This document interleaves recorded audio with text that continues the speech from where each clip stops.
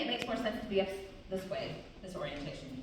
Okay, friends, so kidney, once again, same thing, this is the renal cortex, the outer layer, renal medulla here. I think on this one you can see, because there's fewer blood vessels, you can see where the renal pelvis is a little bit more easily. I think it's also easier to see some of the minor calyces that then feed into like the major, but just have the model maker, creates the model, so sometimes it's more straightforward. Renal pyramids again, renal columns in between, and I already mentioned like the renal papilla at the bottom, so the urine will be made mostly up here, filtered down through the renal pyramids by way of, this one is kind of a yellow color, the collecting ducts. Yeah, this little skinny dude right there is the collecting duct. The other loopy things are part of the nephron. I'll talk about that over here on this part of the model because it's easier to see, it's kind of small here. But people ask sometimes, so I'm like, oh, that's what that is. But the urine will be made here, channeled down here, renal papilla, minor calyx, major calyx, renal pelvis, ureter, and then down to the urinary bladder, out the urethra, boom. So you do need to be familiar sort of with that entire pathway. And we'll get to the upper part here in a second. Where's the blue thing at the bottom? The blue thing? The renal vein. Okay. So if you zoomed in on all of these structures, these little red dots you see here, that's actually the renal corpuscle. So this is the renal corpuscle zoomed in super, super close. These are also, these little red dots over here, those also represent the renal corpuscles, as do these kind of purplish dots. So this is just different scales of the same structure, okay? So I like this one. I think it's a little bit more straightforward, but and the blood supply, of course, is going to bring in, by way of the afferent, arterial, and the blood goes into the glomerulus and all that.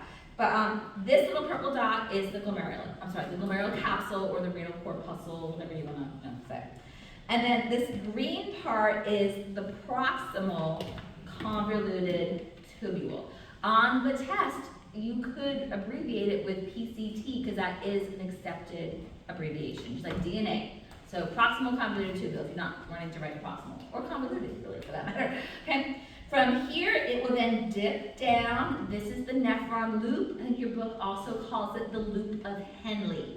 So here's the descending limb and then the ascending limb.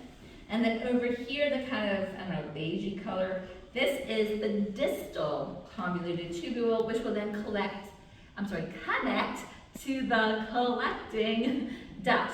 So the distal convoluted tubule and proximal convoluted tubule can be a little tricky for students because they both do come kind of close to the renal corpuscle. So how you remember is if you were walking this like a path, the proximal one comes first, and it's closer to the exit point from the renal corpuscle. And then the distal convoluted tubule is the last one if you, once again, were walking this as a path, and it's the one that connects to the collecting duct. So that hopefully will help keep it straight for everybody, but that one, that's a common mix-up. I'll see people kind of swap those around. But the proximal on this model is that green color, and the distal one is sort of beige-ish. Okay.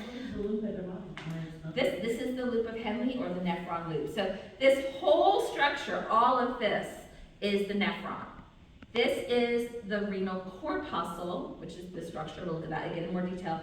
And all of these loops and little wiggly lines, these are the renal tubule. So the renal tubule and the renal corpuscle make up the whole structure, which is the nephron. And that's what's making the urine. For the most part, the collecting duct, there's a little bit of water that gets put back in, but for the most part, the collecting duct is just transporting the urine.